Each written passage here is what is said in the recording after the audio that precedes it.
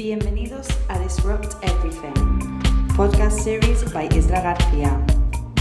Reinvéntate a ti mismo y cambia lo que más te importa. Through optimizing our health, having impeccable relationships, and following our life purpose, we can truly thrive. This is the quote. This is a part of the mission of our next guest, our next disruptor.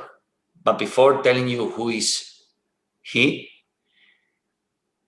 welcome to Disrupt Everything podcast series. There is a great value in disrupting oneself, modifying oneself, pushing oneself, going against oneself's beliefs, questioning oneself, choosing oneself. There is utility in being uncomfortable, out of place, out of the game. I'm talking about applying disruption to us, to you, to everyone. But wait a moment. Disruption doesn't happen when you are watching Narcos or Game of Thrones, or when you are sweeping up in Instagram. It happens when you try something uncertain for the first time. That disruption, that personal disruption, happens when you launch a ton of bad ideas. It happens when somebody decides to delight a small audience but a really well-defined micro segment. And they do it with an offer designed and tailored to the weirdest. Disruption hates expectations, the fail of failure, hopes, and reformation. But above all else, your disruption fights against mediocrity. It goes far beyond limitations and the chance of not being able to do more than anybody else. Disruption loves the possibility of doing something that nobody has done before. This kind of personal disruption surpasses every obstacle, every hype, every trend, and every social network. This movement you are provoking stares at you, daring you to be the best version of yourself. And so for this, today, we have a new international guest. This is a man, believe me, I will need 4 podcast episodes to cover a half of the topics I like to explain to him. I like him to explain to us. This is Manex Ibar. Manex, welcome to Disrupt Everything podcast series. Thank you, Isra. It's a real pleasure and an honor to be here. And I'm definitely all about the disruption as you've just described it. It's perfect. Thank you. And let's jump into the intro and then we go. And I will explain you who is Manex Ibar. Disrupt everything. Elígete a ti mismo y sé tu propio turbo. Freedom is to dissipate fear into love. This is one of the quotes really impacted me when I was researching about Manex Ibar work. He's a spiritual scientist, consciousness plus individual health optimization, spirit, shamanism, and sound. This is what the core of Manex's life and work. He's an active spiritual speaker, a reputed ceremonial leader, and a powerful business guide. He's a multi-talented spiritual and scientist, an entrepreneur of consciousness and sustainable life systems, guiding individuals and businesses toward optimization through a combination of modalities, including human design, energetics, remote viewing, shamanism, Kabbalah, and genetics. Manex helps digitalize brands such as the NFL, NBL, Muppet Babies, Universal Pictures Properties, Sony Pictures Properties, Star Wars. He became one of the youngest Sony executives as VP of New Media and Technologies by the age of 23 years old. He founded a non-profit organization, BF Season, and his own company, Purest Media, producing transmedia campaigns and managing artists using new technologies and social media platforms.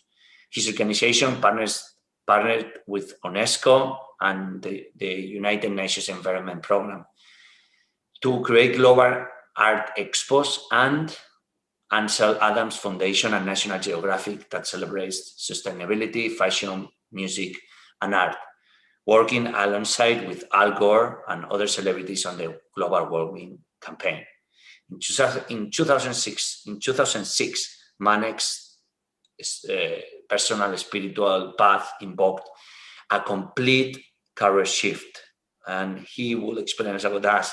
He started his profession in the spiritual world at the age of 26. Then Manex began to recognize and develop his gifts at the age of 14, becoming initiated into shamanism, Taoist philosophy, and Tibetan Bon tradition. He spent over 20 years studying under many well-known spiritual guides, teachers, and mentors of many philosophical cultures and religions lineages. He's the author of Shamanism, Oracle App, and Tarot Cards, author of the Sphinx Code, Wisdom System, and Nature Spirituality, released in 2020. And Manex is currently writing 2 books, the Much Needed Sex Books for Men and Healthy Systems for Vitality in the Future, to be published in 2021. He's lecturing in a bunch of colleges of physics studies in London, Butterfly, LA, Academic Kitchen in New York, and he's the leader of Wisdom Quest, a modern shamanic experience, and he will ask him about it. Founder of Frequency Life, Sphinx Code, Conscious Medicine Labs, Living Shamanism, and Bioenergetica Institute, and also, and I think most importantly, father of twin daughters. Manex lives in the Basque Pyrenees in Europe. Is now close to San Sebastian and frequently works and flights and travel to New York, Los Angeles, Miami, London, Stockholm, Berlin, Paris, San Sebastian, Ibiza, Madrid, Toulon, and Oaxaca. This is Manex Ibar. I told you I would need 4 podcasts to cover half of the topics. I would love him to explain us and to ask about it. But Manex, welcome and thank you for being here. And wow, what impressive career and what impressive turbulence and changes and disruptions, right? Yep, it's been definitely a beautiful life. I'll say it that way. I mean, I really enjoy the idea of that humans are multidimensional, and so in a sense, you know, we have, when we embody that and we really expand into it, we can really do so much more than we think we can. And I think I've had a big challenge in a way where a lot of people have always said, focus on one thing, and I always say, I can't. If I do that, I'll break that thing because I have too much energy for one thing, and life has just kind of brought me to do many things. So it's been a privilege, maybe a gift and a curse all at the same time, because obviously being very busy, I get to be busy. It really resonates on me. Do you happen to know Alexander Tanus? Yes, very much. Yes. Very good, really good friend of mine, and I had the honor to attend one of his sessions, and he said something like really resonate. He was the first person I heard it, and you being the second. And he said like life is, the beauty of life is not in a narrow path. Is the how wide open can you make it, right? And you put it beautifully with humans are multidimensional. I always find that limitation in society. The world doesn't need experts. World needs wise people, right? And in order to recognize patterns, you have to open and widen your growth. You broaden your 100%. The way you see the world. Wow. Yeah, that started with having 2 cultures, you know, because I grew up, it's even 3. I was born in Paris, but I was brought up by a Basque grandfather, And then I moved to the US, and I always felt at the beginning, I actually went into a deep depression around 8 years old because I never could find a place because I didn't fit in anywhere. And actually later on that became my power. It was the gift that was kind of given, is by not fitting in one place, I was able to understand many places, the difference of the cultures, and then also the commonalities, which actually brought me into understanding that humans have commonalities, even though we might be brought up different, rich, poor, religious this, religious that, non-religious. We still have these core human aspects. And then we have this multidimensionality, all of us. We have the potential, incredible potential.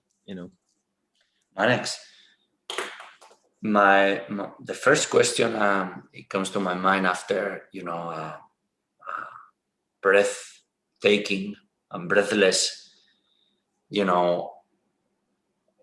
life work and life project, which is I think or many life projects in the same life, is if you were going to put your life in a timeline, which already is, what will be the highlights you will put as a milestones since you can recall Wow. up until now? I mean, there's been so many. It's amazing to try to, how many do you want? Like 5, 10? I'm open. You're open? Well, I remember there's a thing right around 2 years old. I saved this child's life who fell into the river. And then I come back, and then he lied and told all of the parents that I pushed him into the river. So I realized that was incredible. Like, you save somebody's life and they betray you, and then you get in trouble. And I couldn't believe that. And I still remember that. And that's anything. And I forgave him because I was like, it's okay. He just didn't want to be weak. I remember that. Obviously, moving to the US and going through this depression was a pretty big milestone, and having to come out of that.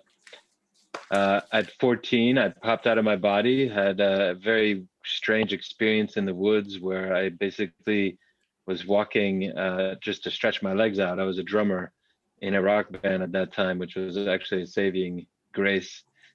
Music and sports was really the way that I got out of depression, in a sense. And popping out of my body and having this very bizarre experience is definitely a little milestone that shocked me, because at that point I had kind of given up anything spiritual and religious, especially, and I was really focused on physics and let's say the material world as the reality, and anything that was spiritual was just for hopeless people that needed something to hang on to. And here, popping out of my body, having this insane experience of completely melting into the universe, thinking I was dead, pretty sure I was dead, and then coming back. I remember that first breath that I took, I was like, wow, I'm alive, and that was pretty amazing. And that actually resonated later on, about 32 or something like that. No, maybe, no, 20, I forget how old I was. Time is an interesting thing when you have a rich life. I think it was 27 that I actually died in a vision quest in the Pacific Ocean, and literally drowned and blacked out, died, don't remember time, and then actually found myself back on the beach, very much like a movie, coughing water, and my shoulder dislocated in a wave, basically, and then I couldn't swim, and I lost the feet, and so I had to like pop my shoulder back in and find somebody to do that. And then a blue whale came out as I was sobbing for my life, because it's super emotional to die and come back. And this whale just kind of said, "Stop crying, sing." And it was just so I couldn't breathe, I couldn't smile, I couldn't laugh, I couldn't sing, and yet she was like, "Sing." And so this weird sound came out of me, which was like and that kind of came out, and then all of a sudden that was a wonder. And so I learned how to sing shamanically through a whale that saved me from death. I'll put it that way. That was remarkable. I think obviously during the Sony days, I had some pretty interesting moments. I remember with Yo-Yo Ma meeting him and kind of being in awe of him. And yet it was him that said, the star Manex that I've heard so much about. And that kind of cut me off because I was like, what? How does he know my name and how does he know me? And so he was waiting for me to brand him and put him on the line. And so that was an incredible honor. And a little bit later, I was alone at Carnegie Hall, completely empty, with him on stage while we were filming him for the website. And that was breathtaking as well. Just incredible moment of this master playing this incredible music. And he could have just been messing around, but no, he gave his full self, went right into trance and just started playing as if there was, 1,000 people in that stage. And that was spectacular. Meeting Al Gore was interesting. I was running this huge show in San Francisco for World Environment Day. And of course, Al Gore comes, he's, ex-vice president, FBI, this and that, and all security. And so I have like in my earpiece, the FBI is coming, the first car's coming, the second's coming, Al Gore's going to be there. And I'm running back to the place where Al Gore's going to be to give him like the tie, because I really want him to wear a green tie, which was like our symbol. And I actually just passed right through the security guy. And I'm like, just get out of my way. I need to get there to Al Gore. And actually, he's already there. And so I passed the FBI and we kind of like bumped into him and he was like, how'd you just get through? And I was like, well, I'm running this place, but why are you already here? I thought you were in the second car. And he's like, well, no, we always miss it around. And so we had an interesting little call and conversation right there. He did not wear the green tie. He just held it. He's like, I can only hold it. I'm going to keep the blue tie. I was like, oh man. So that was funny. That was an interesting little moment. And then, spending 44 days alone in nature with myself was pretty extraordinary. And after such a long time of initiation, still fighting with my own ego, that was extraordinary, actually. And yet in that, there was some magical moments that are hard to put into words, where I hit these states of being that are just unbelievable. So in the Vision Quest were moments in my life where I found the most peace and the most depth and the most wisdom, in a sense. And of course, every one of my teachers is extraordinary and have so many different stories. I remember specifically my first sweat lodge with Archie Fire Lame Deer from the Lakotas, and just being like this opening of rainbow energy, because everybody looked like rainbows, because they all had different colored auras, and I was in the sweat lodge sweating, everybody's sweating, and I'm just in peak joy, and I'll be like, what is this thing? It's unbelievable. Who are these guys? And so learning from him was an honor, and then every teacher, as I said. And every love story is a good one. You can't forget those. Yeah, Manex. And I've been lucky to have several. Wow, it looks like you had not several, hundreds. Maybe not that many.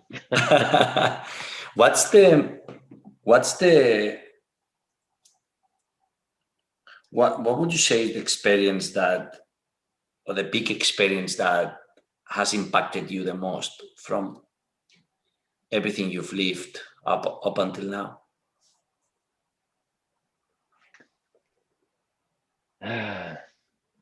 Spending time with myself in the mountains, facing nature, getting hit by lightning, for example, was mind-blowing, very enlightening and shocking, like literally shocking, more so than even dying. Dying is a weird thing because you almost know that you're going to die. And so you have this time. It's interesting. I was talking to an apprentice that went through this process, and you're going to die, but you also know you're not going to completely die. Like you're going to, somehow it's not your moment to check out. And this whole moment. But with lightning, it's from one spot, you're here, and then all of a sudden you're hit by lightning, and it's that fast, and you have no idea. So you have no time to think, no time to react. And it's so violent and yet soft. it's very interesting. Like people, I think that lightning is so powerful because we hear the thunder, and obviously there's a gigawatt of energy that goes through, but it actually goes right through you, and literally you feel like you're nothing, and this thing just blasts you with so much light, and you blank out in white light. A little bit like the toad experience, but much more powerful because there is again no warning. There's no anticipation. There's no expectation. There's nothing. I mean, you just get hit by lightning and you have no idea what's happening. And there's a lot of fear there, but there's also this incredible gift of being able to go inside that experience. That lightning strike was, I would say, that was probably pretty phenomenal for me. And that really shifted things because this whole idea of enlightenment, it's actually this very temporary moment that happens actually quite frequently, but it's in that moment. If you can try to expand that moment, is where the wisdom starts showing up. And usually it's in a moment of deep tranquility beforehand that some shock starts happening and awakens that moment of wisdom, which usually comes after the shock. So it's through the time of reflection of what happened. And I think the lightning was probably one of the biggest moments of shock and downloads, I'll say it, afterwards. So that was big. But afterwards, it's the continuous spending time alone and in nature, being able to really understand how to relate to myself, and relate to the universe, which is always relating back to how you relate to yourself. And there's no lying, there's no escaping anything. You can't you're faced with yourself, and it's your shit, and it's right in front of you, and you either face it or you can't really run away. I mean, you try, but you can't. It's right there and it follows you. So yeah, that's been phenomenal. And at the same time, there's this incredible pride. So your ego takes on all the efforts in a sense of having gone through this thing, and it's funny to watch the ego come back right after it's been completely dissociated, and you want to laugh at that ego that because it is part of the spark of us in this life, right? You can't get rid of it ever, so you have to also honor it but control it and educate it. Yeah, That's the whole game. When I finished Vipassana, the first I did with as a server, someone said to me, we have to be more compassionate with our egos. And I really I love that. I love the way that's it. And the way you put it. What's an optimized life, and how we can get there, or at least what steps do we need to follow to start optimizing our living? It's a really good question, and I think it's very personal because it's very individual, but there are some basics. I mean, first you have to learn how to breathe. I mean, that's your basic thing. And 4 minutes, 5 minutes, if you're an expert, you go without breath, and then otherwise you're dead. So breathing is very important. Drinking incredible water. Like I love living in the Basque Country, and wherever I try to live, I'm always looking for water source, not this fluoride water that goes through pipes and all this. Like just this raw, alive water. Drinking that is a phenomenal thing. I remember fasting several times and then being able to just drink water that was from the mountains. And I remember feeling like, wow, I'm more nourished with this than the junk food that I'm eating, especially from New York and having been in New York where, the water is not good. I mean, they say it's great, but it's not good compared to the freshness. And I think, this doesn't sound revolutionary, but it's so fundamental. And then, so secondly, water. Thirdly, your food. You have to be aware of your food. And I think a lot of us go too much into this mental diet versus eating with your body. What does your body really want? And seeing, first of all, like fasting is a great way to start learning what are your addictions. Like, is it pizza? Is it chips? Is it, whatever, which is your first like things that you miss, compared to after a 4 or 5 day fast, you're like, oh, I want, like, I remember I wanted asparagus, white asparagus from Spain. Oh, And I mean, it's tasteless and anything, but it is the best. And like, just that nourished me so much. And it was amazing because it actually also cleansed my kidneys, which is one of my weaknesses. And so really understanding what your body wants, and rather than being mental in terms of eating, like in a diet, really just listening to your body and what it desires. And so when you are at a restaurant, maybe not eating correctly mentally, but eating to your raw animal senses actually feeds you correctly.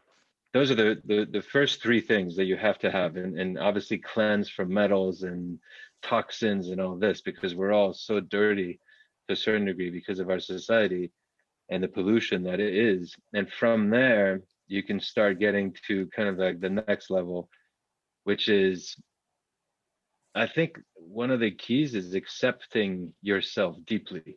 And that starts the shadow work. Because to optimize yourself in that, let's say optimization is a light version of yourself, you have to face the darkness and be able to accept it, because the more light you get it to be, the darker you also are.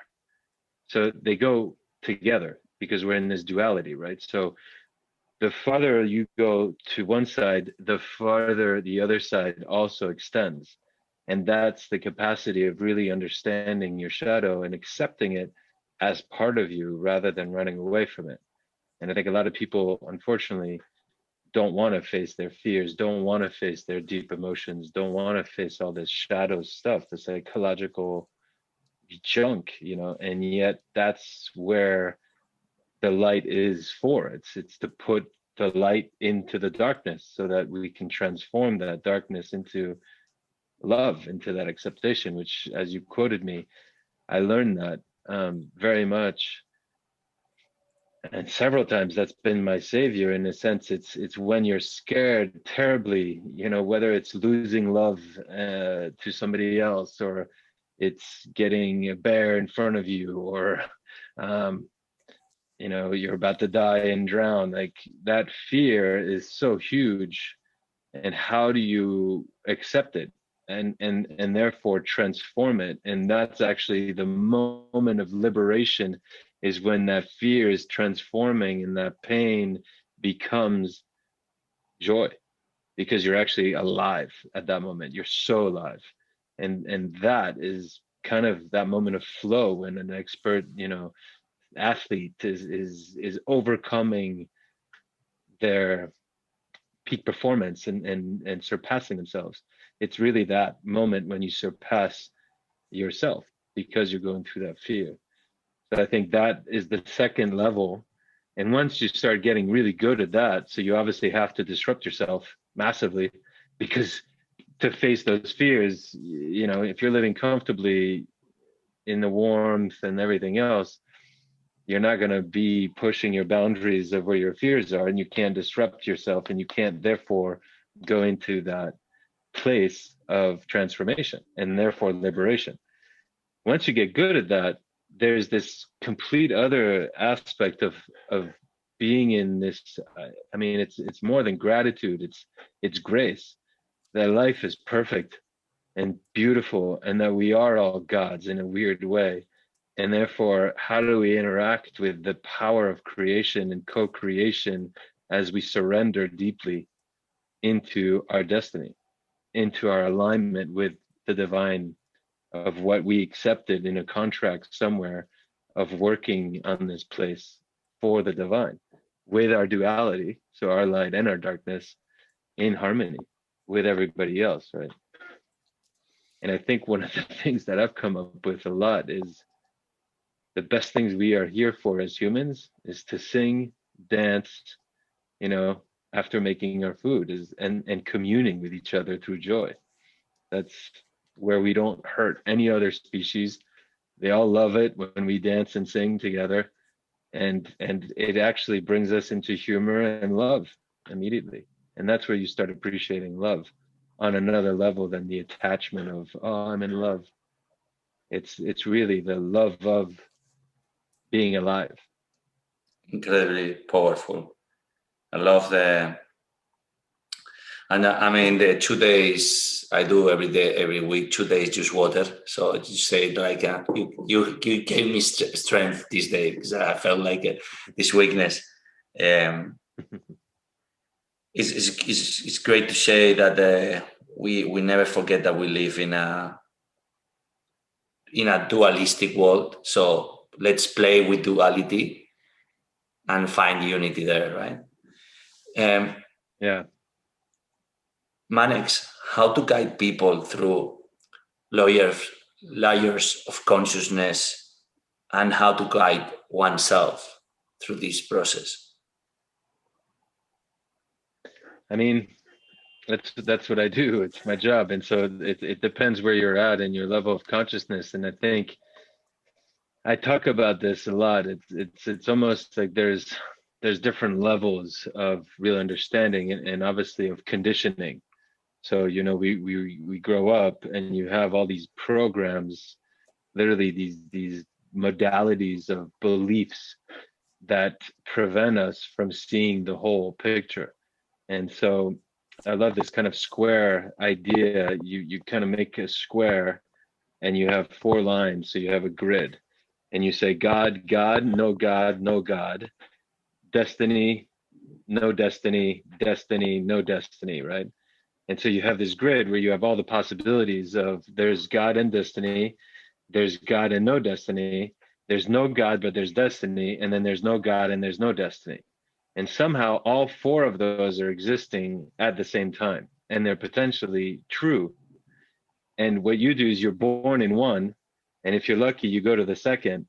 And if you're really lucky, you go to the third. And actually, we can't go to the fourth, which is kind of a phenomenal thing because we kind of blow up and we wouldn't understand. And yet the truth is somewhere in the middle of the fact that all of those can exist, right? And so the difference of seeing somebody who believes that there's God but there's no destiny versus somebody who believes there's no God and there's destiny, or no God and no destiny, it changes your perspective of how you see the world. And literally the experiences that you co-create to enforce that belief system. And so when you go from one to the next, where like I did, for example, I didn't believe in God and I didn't believe in destiny. I thought you were completely all by yourself. Your ego constructed everything. And so that whole empowerment up to the point when, you know, you get hit by lightning and you have nothing to do with that, or your shoulder pops out and you die and you go and drown, like you don't choose that, obviously. So, and yet why am I still here? And then how did that bring up, well, then there is something out there and there is some path of destiny. I think a lot of people are in that, you know, where's that variation of, okay, I still believe that the ego is fully responsible for my life versus I surrender completely to God and destiny. And yet I'm showing up and being very present to the experience that is being given. And both of those require a very different type of consciousness. And I think it's part of a process of learning. And that's the different levels of consciousness, which then shapes your life differently. And so it depends where you're at. You know, if you believe that your ego is still dominating and you're in control and you need to have control, there's ways of guiding a person through that experience that is going to be very different than somebody who's surrendered to the divine will, let's say, and accepts their destiny and is ready to be much more in alignment to their destiny, in a sense. And so guiding somebody, you have to understand where they're at first. And so for somebody who doesn't know where they're at, that's a good contemplation right there. And then really starting to contemplate, well, why? Why do you believe that? You know, I mean, from both sides. Why do you believe there's no God and there's no destiny? Or why do you believe there's a God and there's destiny? And how does that actually shape your life? And how is that beneficial? Like, is it beneficial really or not? Because that's the point.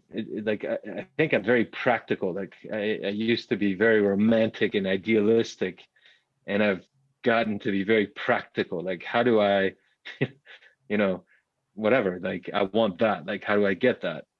Do I want that because of my ego that's just desiring something because I'm escaping the moment?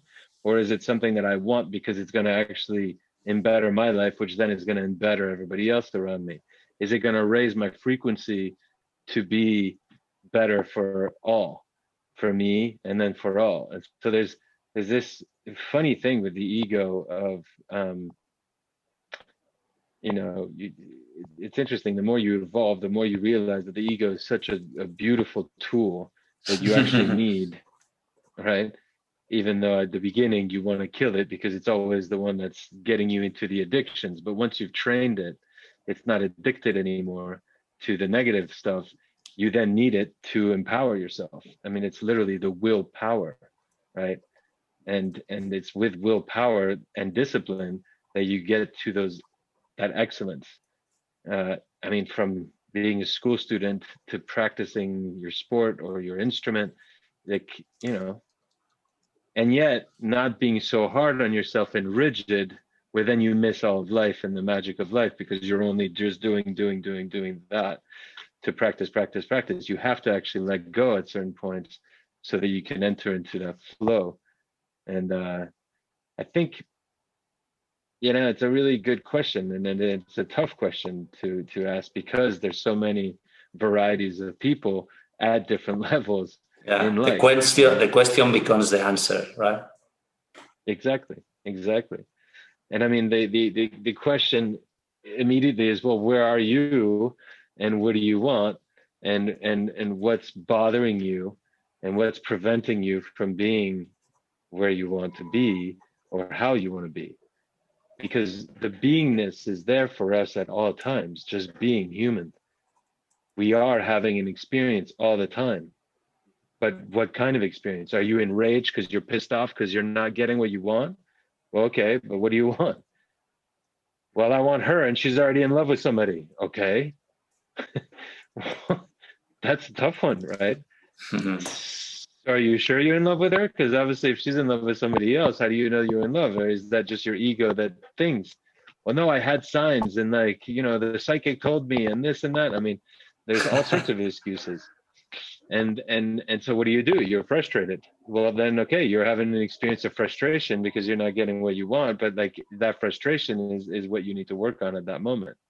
And actually the acceptance, again, it's that moment of being able to accept the situation, which is actually going to unlock some of the frustration, which is actually probably going to open up the potential of her even seeing you, because all you're sending is frustration or aggressivity that you want versus accepting, which then actually it's like the qigong or the martial arts, where then it can come into you, and maybe then she's going to be in the relationship and be like, this guy sucks, actually he's like peaceful and great, and actually I'm going to go say hi to him, and then you start getting what you want, right?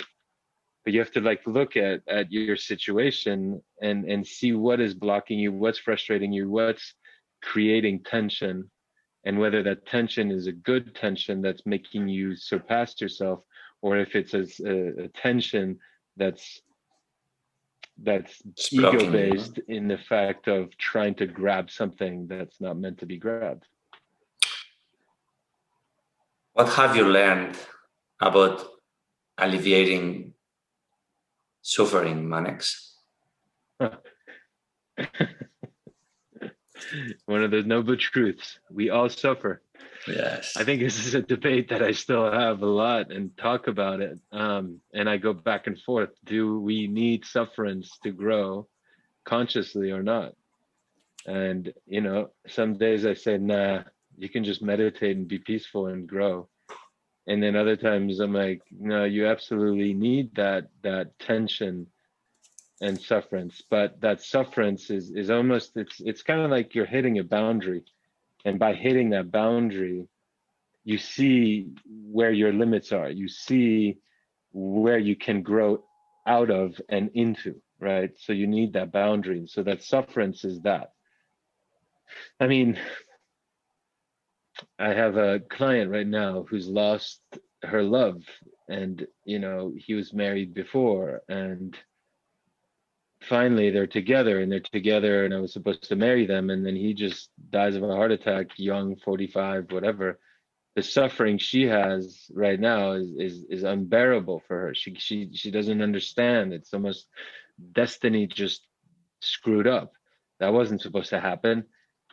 The fact is she doesn't know what's going to happen within 5 years, 10 years. Perhaps there is another love, but right now she's stuck in, no, there's only one love, and that was my love, and it's gone. Therefore, I am missing something, and in missing, you see life with that perspective, and so things are missing, and therefore there's suffering there for her, and that suffering is actually preventing her from accepting the situation and then being able to move further. And in a sense, it might be that his death is asking her to communicate with the other world, with the unseen, which, funny enough, he was all about. He was very much completely connected already, and she used him almost as a crutch, because since he could do it, she didn't have to do it. He did it. And now she's forced to, because she actually wants to connect with him and say, well, what the hell happened? Why'd you go? Right? And so of course she calls me and says, can't you just go and ask him? And I'm like, I'm not going to be your crutch. Let's make you do it. Right? And that's now her evolution, and that's where her suffering could become her greatest teacher. And I think in Buddha's words, the truth that all of us are suffering, and yet when we face our suffering, we can overcome our suffering, which is how we learn, how we grow, how we gain consciousness of the human experience, of the life experience. I was with Shaolin monks training for several weeks. And the master said, pain is a fact, suffering is optional, and you will overcome it. You have other option in that case, I love that. Manex, I studied actually with a Shaolin monk in New York, and I was doing I ripped both my hamstrings, and he was like, "That's good chi, very good chi. You come back in 6 months."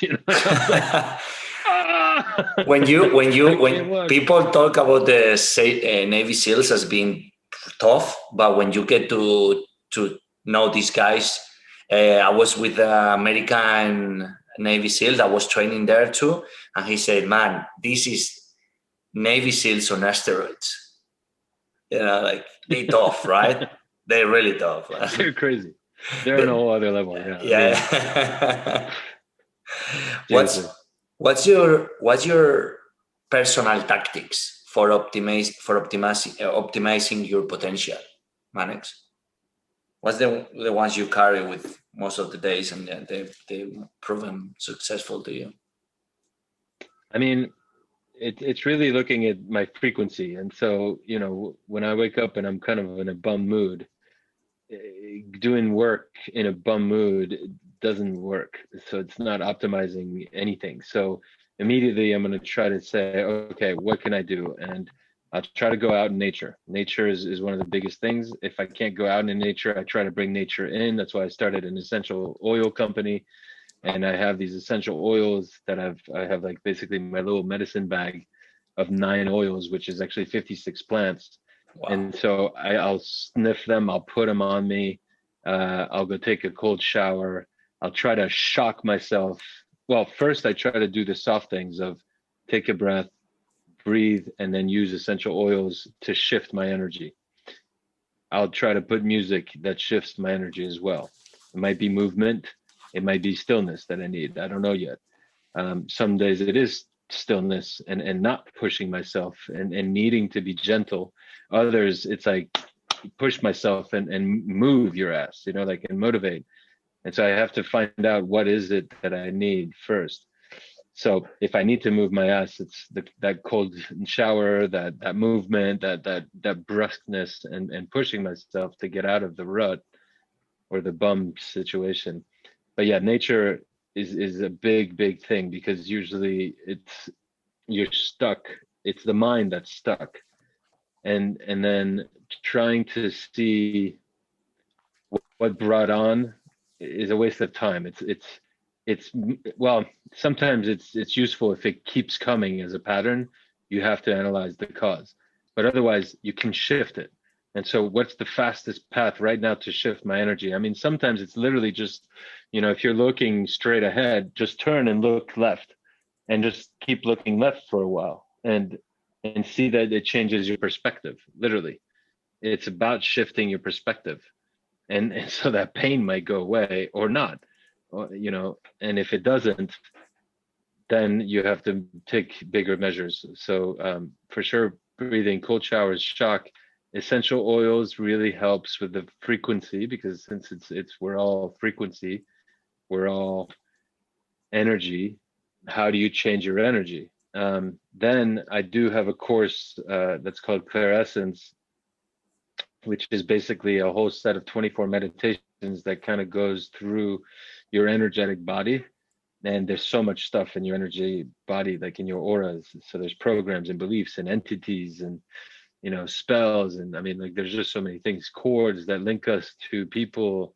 And so immediately also I'll start going into that meditative space and trying to analyze, where am I energetically?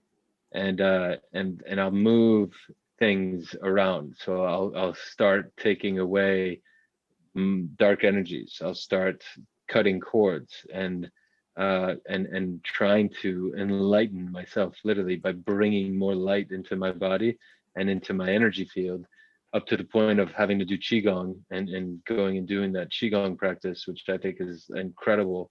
And I think if it's the base of martial arts, right? I mean, it's the base. It's so and powerful. That includes breathing, visualization, movement in consciousness. And so that usually always shifts my energy if it's really desperate. I mean, I had twin girls, as you said. That's probably the hardest thing I've done, is having twins and being a father of two girls. It's a very interesting experience being a father, like a man that's trying to teach women to be women, like not normal in a way. And yet it's the most Never thought about beautiful it thing. this way. I mean, you just want to give them everything, and yet you have to say no at times, and you have to be hard and this and that, and be the man, So they teach me a lot in how to shift, and basically when they were born, I had to do qigong. I went into rigorous practice of qigong. I would go up in the mountains 5 a.m, do qigong, breathe, come back, and that was the only way that I was going to be surviving, because, like, I mean, it takes all your energy. Thank you for the tip. Thank you for the tip. So, Manex, did you find your higher self? If so, how did you find it? What series of steps do you think you followed? it's also a good question. And I think it's a multiple layered question, because, depending on where you are, your higher self is at a certain place until you go to a higher place, which then your higher self goes higher, right? And it's always pushing you higher. So did I find my higher self? Of course, I'll tell you, yes, absolutely. And I think the highest I've reached was this time in a vision quest, after struggling with my egos for 3 weeks and being pissed at myself for being like, I've done vision quest for so many years, 13 years. How am I still pissed off after 3 weeks? And at that moment, there's something that happened where I melted completely into the highest place that I've ever been. And I saw things about who I was as a soul that just was so beyond my reach as a human that it's almost like impossible to reincarnate it back into this place. And it is this level of, we are source, and we are such part of a system that is so much vaster and bigger than all of us can imagine. and you have to trust it. So the first times that I met some of my higher selves were with basic shamanic training and basic shamanic journeying. So you take the drum, and with a very constant beat, you go into this kind of trance, and you start journeying into the upper worlds, and you can literally meet yourself in a higher, your spiritual guides, let's say, and you start meeting those, and you start talking, and usually it's quite an incredible experience. And then as you move up from that, you start going into higher realms, where then, you go all the way up to source, basically, which I think it's like that lightning strike. But I think meditation is very powerful for that, very powerful, depending on what practice you want in terms of the prayer. I think there's a certain surrendering to believing that there's something higher than you. I mean, if you're deeply in the ego and there is no belief of God and there is no spirit and therefore there's no higher self except for your own optimization, you're not going to go meditate to find something that doesn't exist, right? So usually in that state, you have to be broken. You have to hit a wall. You have to be blocked in your evolution, where you go into that deep suffering to then be able to even meet something higher than yourself, which then gets you out of that. And then the practice of vision quest and spending time alone, fasting, just drinking water, interacting with yourself. Your ego dies after 2-3 days. It just completely melts because it's just trying to hang on and trying to hang on. It's actually usually trying to get you off the mountain. I'm hungry. You're bored. You have other things to do. Come on. This is a waste of time. This is selfish. This is this and that. I mean, you hear it all, And so when people tell me their fears about doing Vision Quest, I've heard them all of myself, and I know like that it's just the ego yapping away, and it's the lower self in a way, the little me, versus the higher me, which is your universal, multidimensional, incredible being that is, when you peak that disruption, when you peak through the wall, the threshold, you meet it and you expand. And it's that I can't go further, and then you do. Yeah. That's your higher self. What are the most important lessons after more than 25 years studying and work with your craft? Discipline. Man, I hate the word. I cannot love you more if you say that word, man. I mean, it's the worst, but it's true. It's the worst, but it's the best. It is. I mean, discipline. That discipline gets you places. It really does. And that's one of the greatest learnings, which, I used to rebel against discipline. And then eventually it was actually through discipline that I got anywhere. I mean, doing Vision Quest for 13 years every year, that takes discipline. Anything that actually meant something took discipline. It takes discipline to be in a relationship and be committed. I mean, it's easy. Like I always say, when when life gives you a break and you're not in a relationship, enjoy it, because you're free and you can do whatever you want. That's easy. You can go and this and that. Most people are like, oh, I want a relationship. It's like, okay, well, hold on. You enjoy your freedom right now. It's really nice, but it's because they're afraid of being alone. They hate being alone. I actually love being alone because I've learned to do that. And I think that's part of the self-love. So that's another thing, self-love. Self-love. Like, do you really love yourself? Can you hang out with yourself alone? And do you love it? Can you dance with yourself? Can you make love to yourself? It's like, masturbation is a funny thing. It's either you use it as just a release and it's just this wank, or do you make love to yourself? And that's one of the most beautiful, precious, incredible things. Like, really, how do you make love to yourself without the other? And then once you learn how to make love to yourself in a beautiful, honorable way, you can then make love to the other. And how do you share that? And then I think vulnerability, That's still one that I love to work on. That's hard. That takes real courage. So it's the discipline to be vulnerable to self-love. Beautiful, beautifully said. Discipline, people love you and hate you at the same time, right?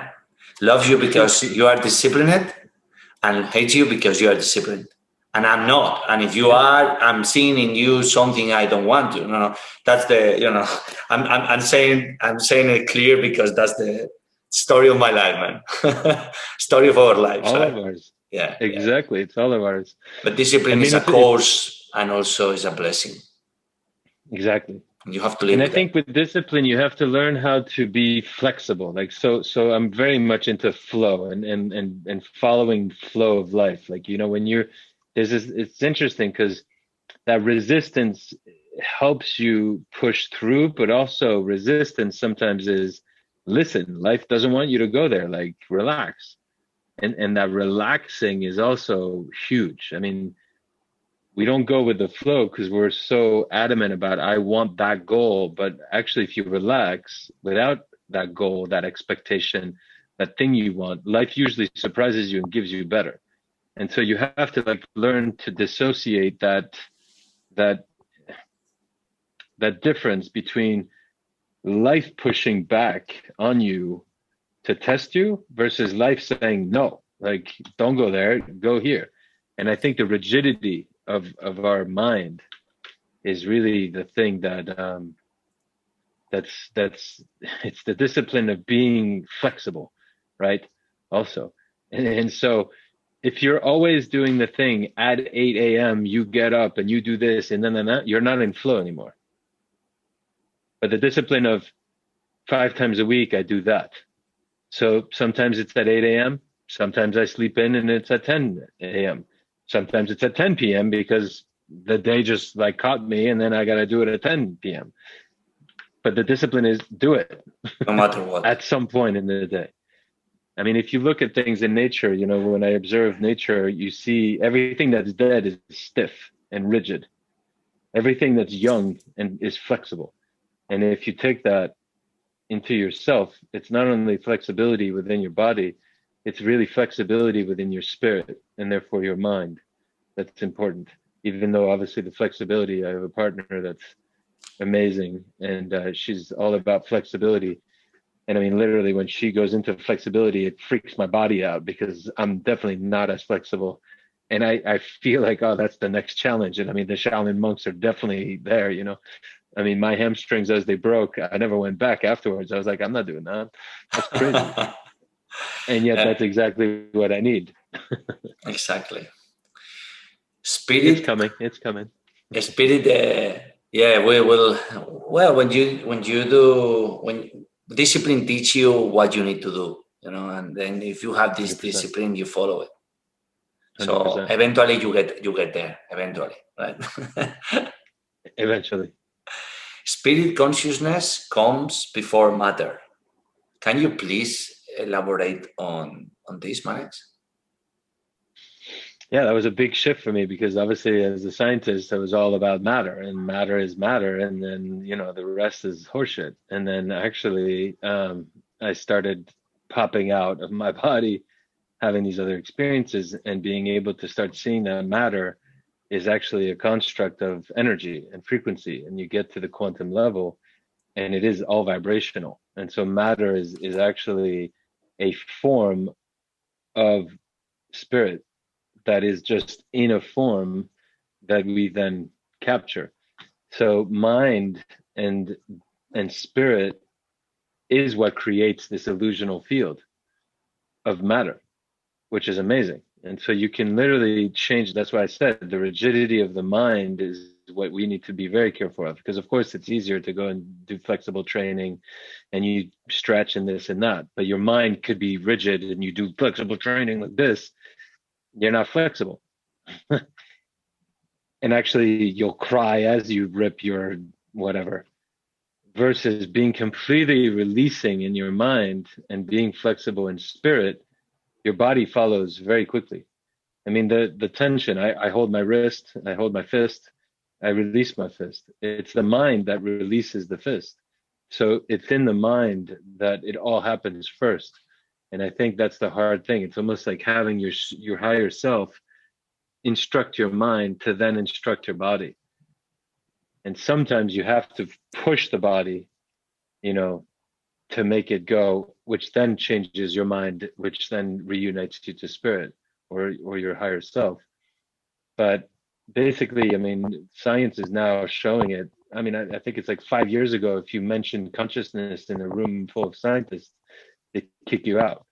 Now it's like, who's the higher consciousness scientist, and Nassim is a really beautiful one who talks about consciousness being the thing that intercepts and creates time and space, and without all of that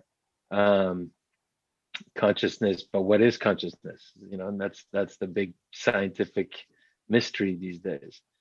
Is it inside our body? Is it outside our body? Does it exist as a plane? Is it a force? Is it not a force? And so we have to develop the tools. We have to develop all these things, which is where the Buddhists training are like, we've been doing this for thousands of years. Yeah, let me explain. And it's that idea of awareness is one thing, but consciousness is another thing. So are there just different levels of consciousness, and your awareness is the training to enter into the different fields of consciousness? And there's probably consciousness that's beyond the human experience. I'm pretty 100% sure about that.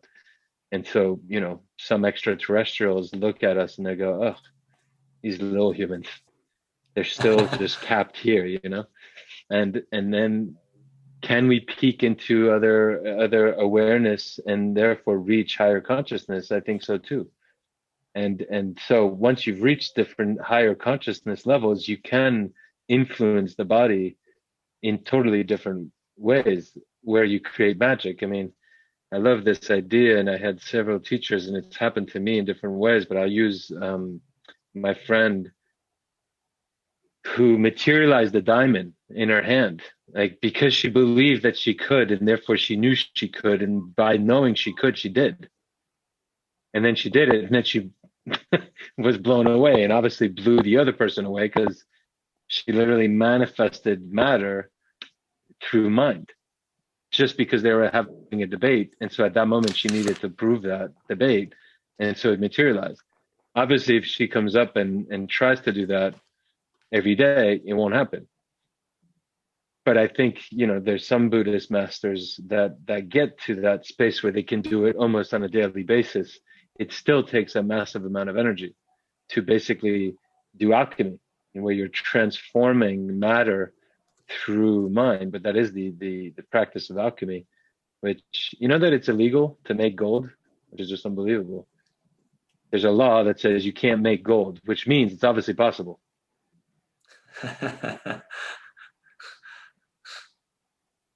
So alchemists have done it.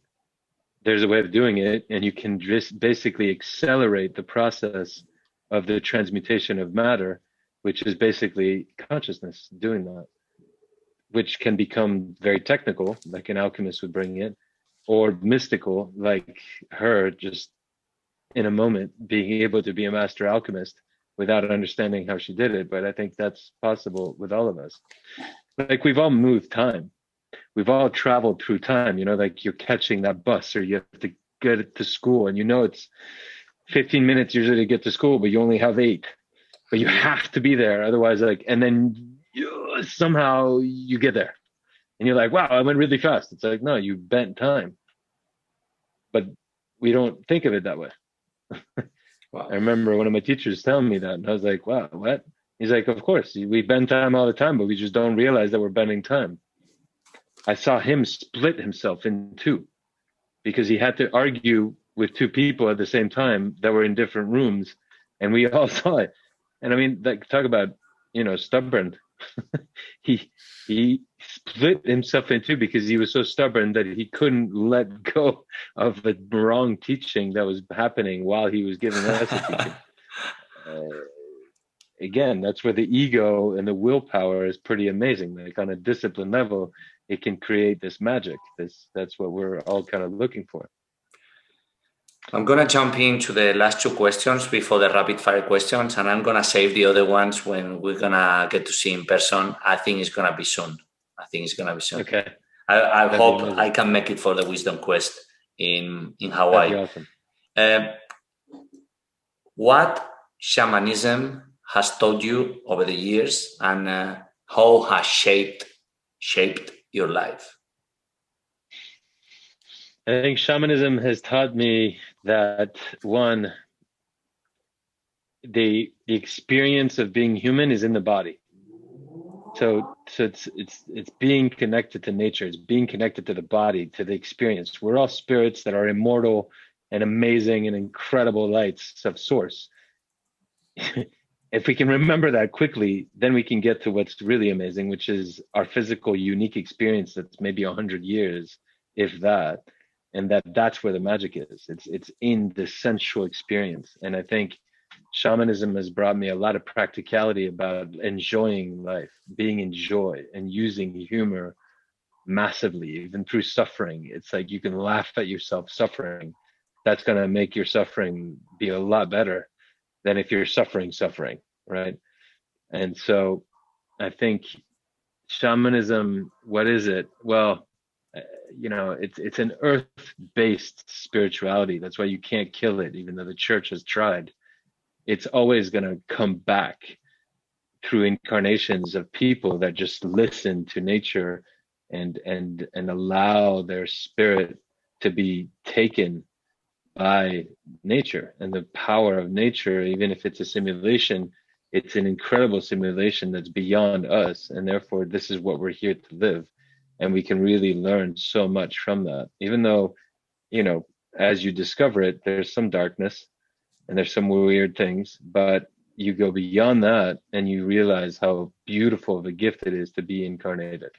It really is. And the communion, the relationship, how do you relate? How do you relate to your body? How do you relate to the other? How do you relate to the tree, to the earth, to things, to the sky, even to, spirit? So that's been a really big lesson that I've really loved about the shamanic path. It's a path of the heart and it's the path of the body, even though it's highly spiritual, because you have to die in order to come back, which is exactly that. You're dead, you're in the other side, and then you're almost like, I want to come back into the body. Even though then when you're in the body, you're like, oh my God, I can't wait to get out. Which is the paradox. And so that's the other thing I've learned so much, is life is a massive paradox. Is dualities again. Your spirit wants you to leave the body, and your body wants to live, to continue its exploration of this basically enlivened matter. It's almost taking something that's innately not alive, and then all of a sudden making it alive with spirit. And then spirit's like, oh, so tiring. I want to be free. I'm limited here. But then actually matter is expansive. And so that's the last thing that I've learned with shamanism, is that we can't understand or fathom how the experience and how much bigger you are than what you think, and how basically everything is really possible. Everything you can imagine exists. Everything that you've heard exists. Everything, which is mind-blowing, literally. So always be surprised. Always.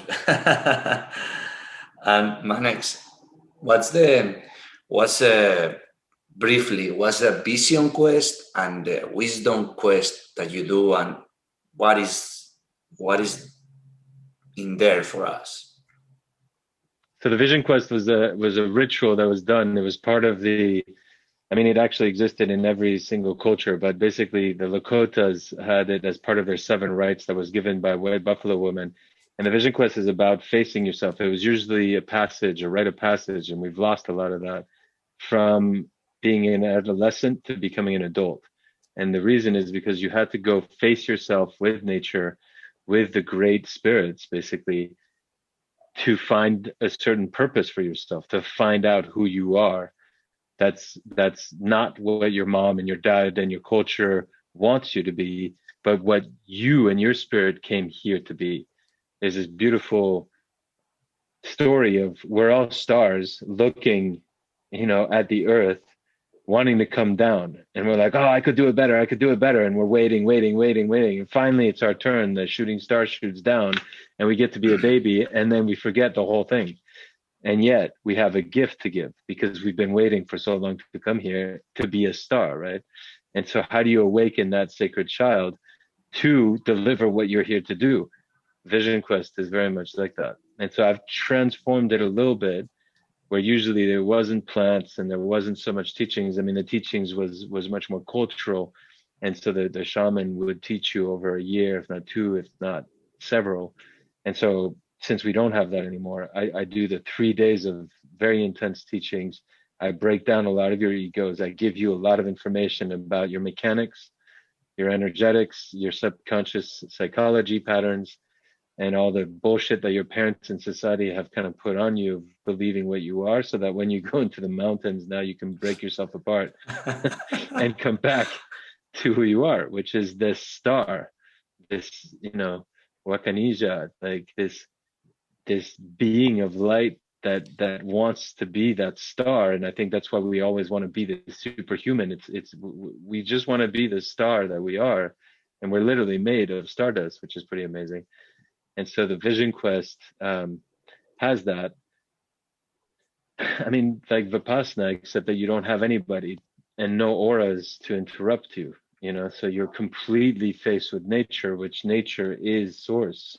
And so you get to interact and relate to source to get you back to your own source. And with that, you become purposeful. You also learn how to deal with your biggest fears. I mean, really, the dark, not eating, sleeping alone, being alone. I mean, these are fundamental fears that you overcome, and then you start really enjoying yourself, because then you're you still have some challenges when you come out of the Vision Quest, but you know how to deal with it, and you know what you need to work on, and you know what to focus on, in a sense. Even if you want to be multidimensional, you still know what to focus on rather than everything. It's these things. And then I added the plant medicines into it because at that point you fasted, you're so clear, you've given up a lot of yourself, so you can benefit from the plants that don't have to purge so much. The plant can then work through you in a much more beautiful, beneficial way, giving you more light, giving you more understanding of what you just did, which is actually come to nature, which is actually what the plants are trying to get you.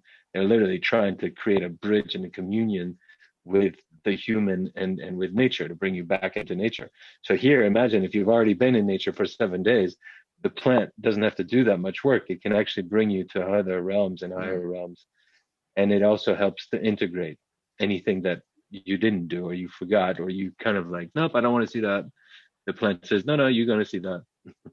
We'll make sure that we share the links, the essential oils, the website, the project you built for the courses, also the meditation course, also the Wisdom Quest, and some other links that we ask that you can share with us. And so if anyone is interested in the Wisdom Quest, how can he or she access to it? I mean, it's just wisdom-quest.com, and that site just basically has all the dates. It's usually during the summer. I'm trying to expand it a little bit into different regions, so that we're doing Hawaii, we're doing Puerto Rico this year during the winter months, because it's really nice to change the environments once you've done it. I mean, for me, it's been a practice, so I try to do them every year. I mean, once you do 44 days, you take a break for a little bit, but and then I'm trying to actually do the super Vision Quest, where you really go where no man has gone before, and we go into extreme places in nature where you really get dropped off by a helicopter and you can't come down by yourself, because, let me know when you do this too. Let me know when you do this too. Sounds appealing. Absolutely. Well, come do a first one. Yeah. I need to first to start with the normal one. That's my ego saying, "Oh man, this one, that one. You are the star," like. Exactly. What advice will you give? What non-requested advice will you give to anyone who is listening to this podcast or watching this video? What 100 advice did you say?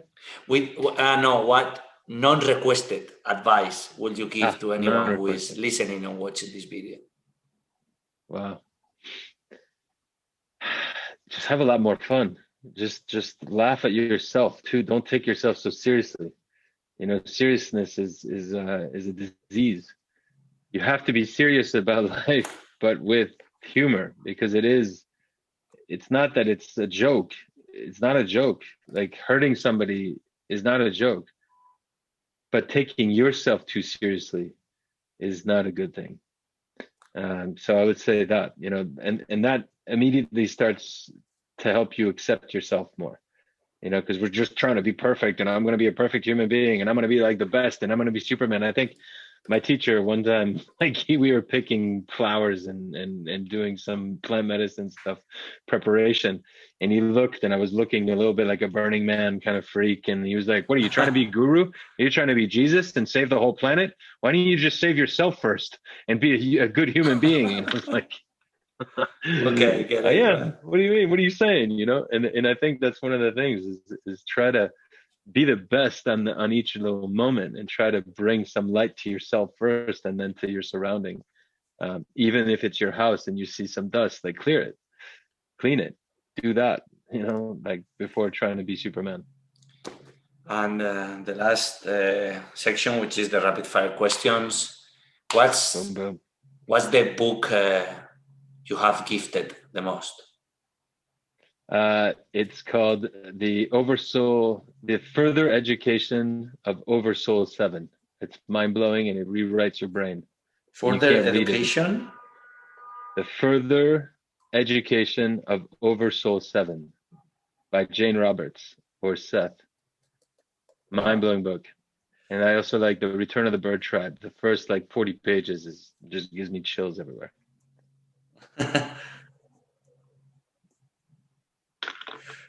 What's the podcast you listen the most, or is there any podcast you listen? I do. I like Joe Rogan just because he's very honest and raw in his way. I think that one, and I like Inner Truth as well. He's got some great guests of spirituality, and he's got great ways of asking questions. Of course, I've been on it, so that's how I discovered it. A project you would start? Oh, there's so many. I'm really building, and this is a passion of mine, is to try to build a conscious medicine tantric collective, so that we do psychedelics and tantric work and really open that realm, because it's been the most oppressed, and we need to, experiment with both of those in a conscious way, in a beautiful, safe environment where it's not cheapened, it's not sex and drugs, it's actually literally conscious awareness using these two most powerful tools. Plant medicines, psychedelics, and sex. Well, there's no better.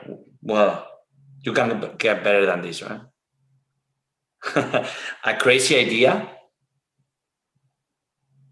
I have a fantasy of doing an incredible, the extreme vision quests where man hasn't gone before. That's a crazy idea, and being dropped off. But I have a fantasy of a fantasy novel that kind of came when the girls were in the womb, and it just would take. It's kind of like an Avatar place, and it's building a entire world of magic, basically.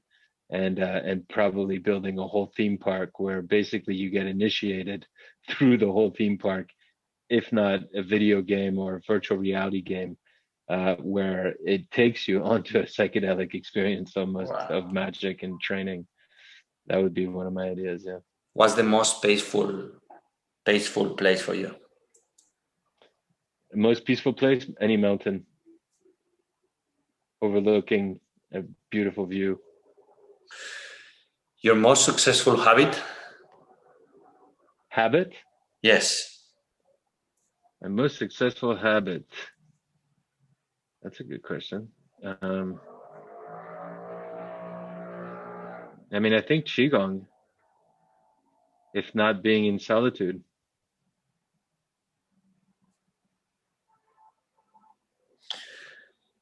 Your biggest skill?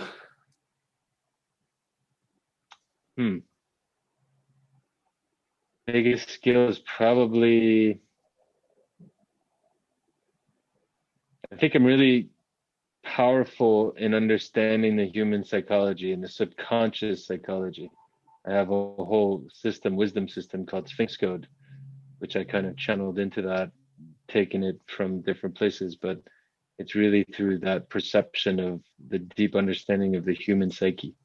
And in a sense, how consciousness is constructed within the human. Your most profitable business move? Leaving Sony and moving to the mountains and tripping out. Took a while. But yeah, and really following, cliche, but following your heart and trust. It's actually just the trust of your crazy ideas. But if it's authentic and it's from your soul, it always will be successful. A word to coin what or who you are? Just one word? Just one. Yeah, for you, it's usually three, but for you, it's one. I was going to say wise humor, but I'll stick it to wisdom then. Wise. What's the thing you are most proud of? I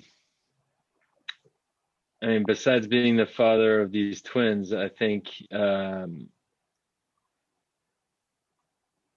it's amazing to have inspired so many others now that are also teachers and that are teaching others into this, and mostly through sticking to the vision quest and having gone through that on a deep level through the discipline of doing that. But so yeah, inspiring people to come back to nature and awakening their own wisdom. Any regret? Oh, lots. Many love regrets. The biggest one? I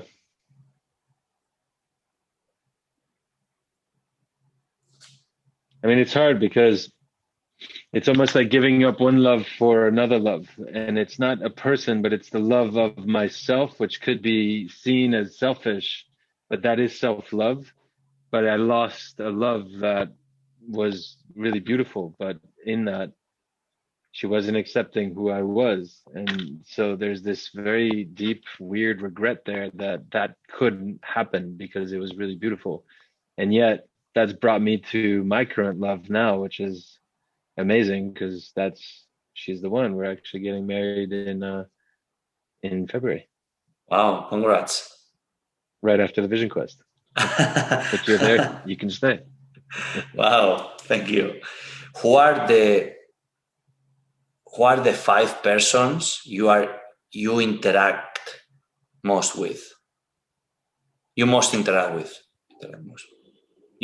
I mean, besides my love for sure, Victoria, that's one. Obviously my 2 kids.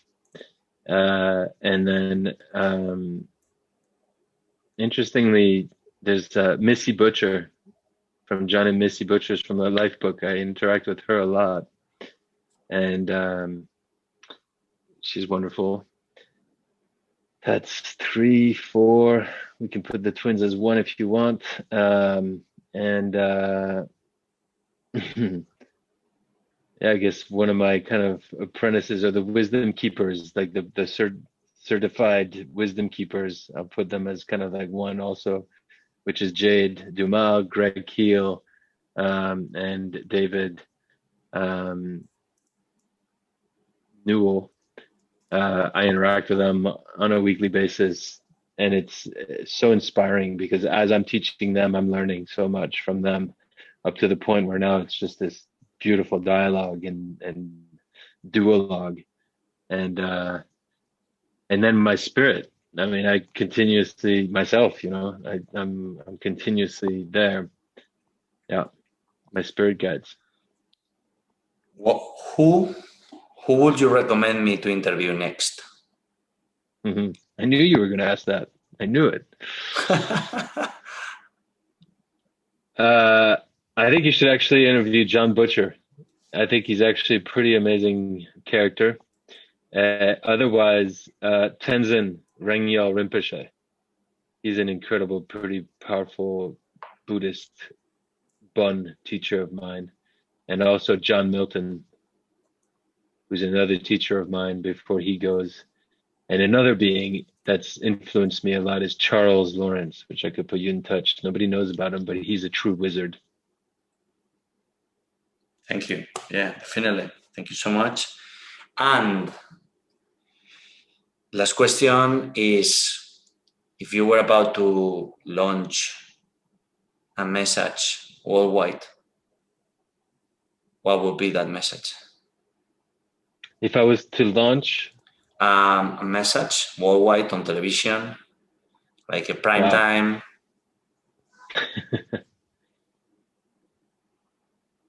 I think the quote that you started the podcast with, that liberation is to dissipate fear into love. And that's how you get rid of suffering. And that's how you enter into self-love, true self-love. And that is enlightenment to me. Is there any other thing you might want to add, Manex? I can't wait to meet you in person. Can't wait to meet you. Can't wait to meet you. Thank you. Where people can find you on the internet to get more closer to your work, to what you do? I mean, mostly my site, manexibar.com. So manexibar.com. I'm on the Solvana app where you have a lot of my meditations, a lot of some courses. They've done a great job digitizing all of that. And those are probably the two biggest places until I really start I got kicked off Facebook and Instagram during COVID. So I was spreading too much light, I think. They didn't really kick me off. They just kind of suspended my account and they're saying, until further notice, we're verifying your account for 9 months. Wow. And so that's no longer a question. But so I think I'm probably going to start either a BitChute or a YouTube channel or both. And we'll go into that and I'll be able to enjoy that. Otherwise, there's my podcast, which is on my site as well. Okay. We share this in the show notes. Amazing. Manex, I finish with a quote, which is, "We are passengers of the stream of consciousness meant to live with abundance and joy." Personal disruption. Thank you so much, Manex, for the time. Thank you for being part of Disrupt Everything podcast series. Personal disruption means leaping to a new platform. It starts in the small but deep gaps found in between the comfort zone and the security area. It occurs when you dance in the edges, out of the limb, in the situations you are most vulnerable, trying things that are out of your control, taking on projects, ideas, or business that might not work. This personal disruption happens because of people like Manex, who is sharing this wisdom with the world, is changing from the very humanity and the very nature of the world. Then you allow your curiosity, ego, and boldness to serve you as a super boost. The impact you can create then is bigger when results are shared and contrast with more disruptors. This is Disrupt Everything podcast series. I'm Isra Garcia. please check out the Manex website, his podcast, the Vision, the Wisdom Quest.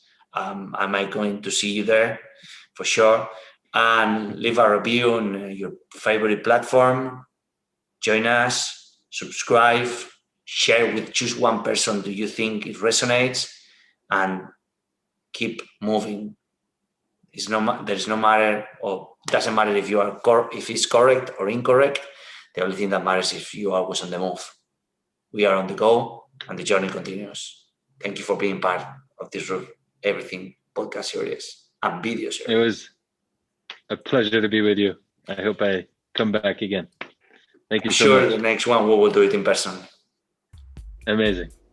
Esto ha sido Disrupt Everything by Isla García. Encuentra el riesgo antes de que el riesgo te encuentre a ti.